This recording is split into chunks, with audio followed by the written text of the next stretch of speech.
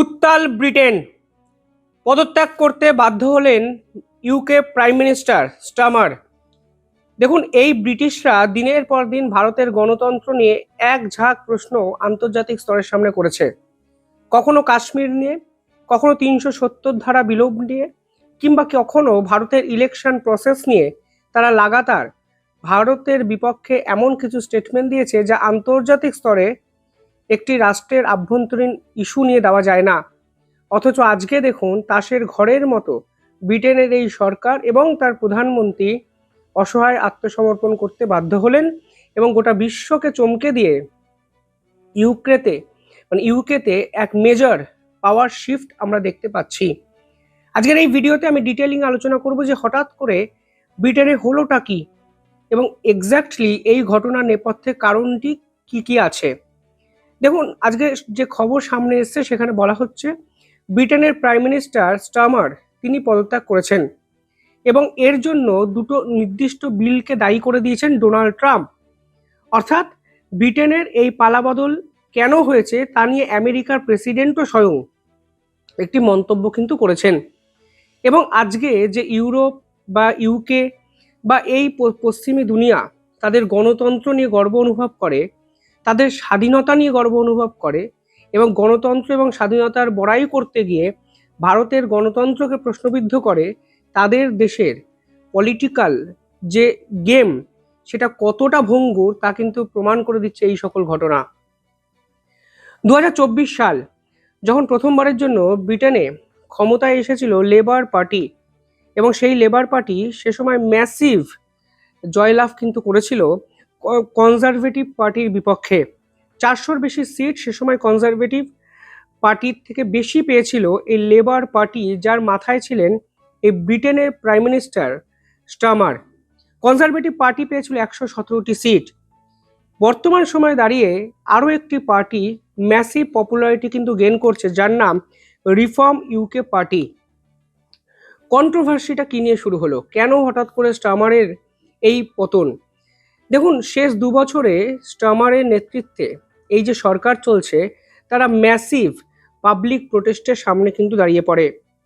2024 সালে এই পুরো ঘটনাকে কেন্দ্র করে তাদের যে লেবার পার্টির একাধিক এমপি প্রধানমন্ত্রী স্টামারের বিপক্ষে একের পর এক বিবৃতি দিতে কিন্তু শুরু করে এবং লেবার পার্টির বিপক্ষেই অ্যান্ডি বারহ্যাম নামক এক ব্যক্তি কিন্তু উঠে আসে, যা ব্রিটেনের হেলথ ওরিয়েন্টেড একাধিক কাজকর্মে নিযুক্ত। স্টামার 2020 সালে লেবার পার্টির দায়িত্ব নেয়। 2020 সালে লেবার পার্টিরও কিন্তু এই ধরনের শোচনীয় পরাজয় নির্বাচনে হয়েছিল। তখনও স্টামারের নেতৃত্বে লেবার পার্টি কিন্তু ঘুরে দাঁড়িয়েছিল এবং 2024-এ এসে স্টামারের এই লেবার পার্টি কিন্তু জয়লাভ করে। আজকে সেই লেবার পার্টি কিন্তু তাদের দলেরই আভ্যন্তরীণ এমএলএ কিংবা এমপি দ্বারা কার্যত স্টামারকে সরিয়ে দিতে দুবার ভাবছে না। অর্থাৎ কিছুটা বঙ্গ রাজনীতির সঙ্গে আপনারা তুলনা করতে পারেন, যে মমতা ব্যানার্জি যে পার্টির প্রতিষ্ঠা এই বঙ্গ রাজনীতিতে করেছেন, সেই মমতা ব্যানার্জিকে সরিয়ে দেওয়া হচ্ছে ঋতব্রতর ভালো তৃণমূল দ্বারা, এবং অভিষেক ব্যানার্জিকেও সাসপেন্ড করে দিয়েছে এই ঋতব্রতর ভালো তৃণমূল। অর্থাৎ হুবহু রেপ্লিকা ব্রিটেনের রাজনীতিতে দেখা গেল আজকে। ব্রিটেনের পলিটিক্যাল সিস্টেমটা কিছুটা ভারতের মতোই। ব্রিটেনের সাধারণ মানুষ ভোট দিয়ে এমপিদের জেতান, এমপিরা প্রাইম মিনিস্টার নির্বাচন করেন। এই প্রাইম মিনিস্টার নির্বাচন হয়ে তারা একাধিক সিদ্ধান্ত নেন এবং প্রধানত এখানে দুটো সিদ্ধান্তের কথা ইম্পর্টেন্ট হয়ে যাচ্ছে, যা ব্রিটেনের এই ধরনের পালা বদলের জন্য দায়ী, তা বিশেষজ্ঞরা বলছেন। প্রথমত, স্টামার ইকোনমিক্যাল কোনো প্রবলেমের সলিউশন করতে পারেননি এবং একাধিক ক্ষেত্রে সাধারণ মানুষ পাবলিক সার্ভিস ক্রাইসিসের কথাও কিন্তু বলেছেন। তবে এসবকে ছাপিয়ে গেছেন Donald Trump. As usual Donald Trump বলে দিয়েছেন যে দুটো নির্দিষ্ট পলিসি যা স্টামারের পতনের জন্য একমাত্র দায়ী। প্রথম পলিসিকে বলা হচ্ছে ইমিগ্রেশন পলিসি, অর্থাৎ অবৈধ অনুপ্রবেশকারী ইস্যু। ডোনাল্ড ট্রাম্পের পক্ষ থেকে বলা হচ্ছে যে ব্রিটেন সহ একাধিক ইউরোপের রাষ্ট্র যেমন ফ্রান্স কিংবা কখনো জার্মানি, এই সকল রাষ্ট্রগুলো অবৈধ অনুপ্রবেশকারীদের জায়গা দিচ্ছে। এর ফলে আজকে গোটা পশ্চিমী দুনিয়ার যে কন্ট্রোল, সেই কন্ট্রোল কিন্তু শাসকদের হাত থেকে বেরিয়ে যেতে শুরু করেছে এবং পশ্চিমী দুনিয়া রাতারাতি থ্রেটের সম্মুখীন হচ্ছে এবং ন্যাশনাল সিকিউরিটির বড়সড় প্রশ্নচিহ্ন উঠতে শুরু করেছে এই স্টামারের নেতৃত্বে ব্রিটেনে ইমিগ্রেশন পলিসি বদলের পর। দ্বিতীয়ত, ডোনাল্ড ট্রাম্প বলছেন স্টামারের সবচেয়ে বড় ভুল হলো এনার্জি ক্রাইসিস ইস্যু নিয়ে স্টামার যে রুল এনেছেন নতুন, ঠিক সেটি। ইউকের ডান দিকে অবস্থিত নর্থ সি এবং নর্থ সির ডান দিকে একাধিক রাষ্ট্র যেমন নেদারল্যান্ড, ডেনমার্ক এরা কিন্তু আছে। এই নর্থ সি হলো major oil and gas reserve, যেখানে ইউকে দিনের পর দিন এক্সপ্লোরেশন করে তেল উৎপন্ন করে এবং গোটা বিশ্বকে বিক্রি করে। কিন্তু স্টামার দায়িত্ব নেওয়ার পর গ্রিন এনার্জির প্রতি সওয়াল করতে শুরু করে এবং নর্থ সিতে এক্সপ্লোরেশন কমিয়ে দেয়। ডোনাল্ড ট্রাম্প মনে করছেন যে নর্থ সিতে অনেক বেশি এক্সপ্লোরেশন করা উচিত ছিল ইউকের, ফলে তারা ইকোনমিক্যাল এই ক্রাইসিস মুভমেন্টগুলো তার জন্য মেটাতে পারত। এবার ক্লিয়ার এনার্জি বা গ্রিন এনার্জি প্রমোট করতে গিয়ে ইউকের ইকোনমিক্যাল ব্যাকবোনই কিন্তু ভেঙে দিয়েছেন স্টামার, তা ডোনাল্ড ট্রাম্প মনে করছেন।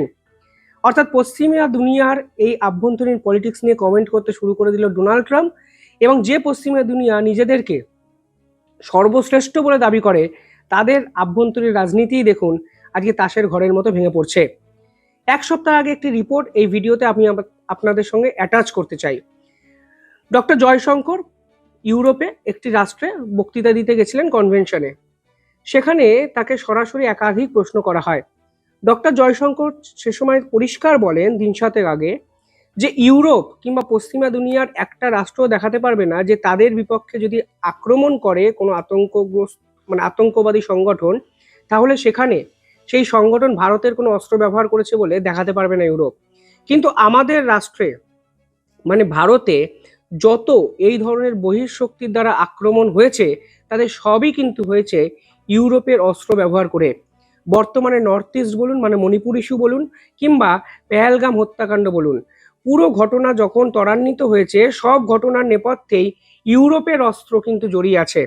ফলে আজকে পশ্চিমা বিশ্ব ভারতের দিকে আঙুল তোলার আগে নিজেদেরকে আয়নায় দেখুক, এবং যেভাবে পশ্চিমা বিশ্ব অস্ত্র বিক্রি করতে গিয়ে বিভিন্ন রাষ্ট্রের শান্তি এবং সার্বভৌমত্বকে ধ্বংস করছে, সেগুলোর আগে কিন্তু বিচার হওয়া প্রয়োজন।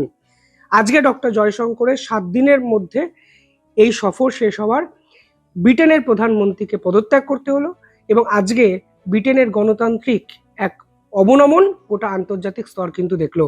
কারণ যাই হোক, ভারতের উপরও কিন্তু এর ইম্প্যাক্ট আসবে। আমি নিঃসন্দেহে কোনো না কোনো ভিডিওতে সেই ইম্প্যাক্ট আমি আপনাদের সামনে কিন্তু তুলে ধরবো। আপনারা কিভাবে দেখছেন পুরো বিষয়টি কমেন্টে জানাবেন। দেখতে থাকুন দ্য ইন্ডিপেন্ডেন্ট বেঙ্গল। ধন্যবাদ।